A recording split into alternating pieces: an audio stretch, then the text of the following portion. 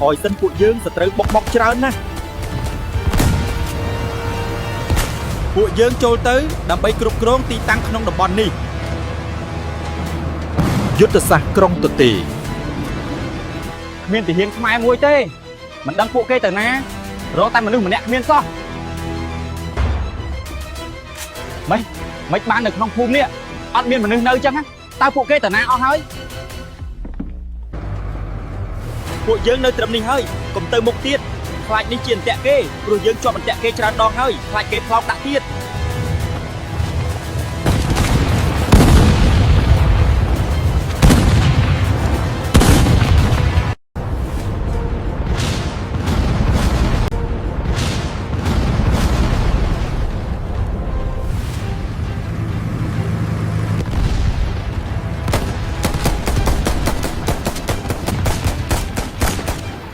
ថយសិនពួកយើងសត្រូវបុកមកច្រើនណាស់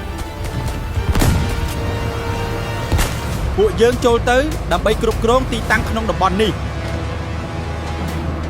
យុទ្ធសាស្ត្រក្រុងទទេគ្មានទាហានខ្មែរមួយទេមិនដឹងពួកគេទៅណារកតែមនុស្សម្នាក់គ្មានសោះមិនបាននៅក្នុងភូមិនេះអត់មានមនុស្សនៅចឹងតើពួកគេទៅណាអស់ហើយ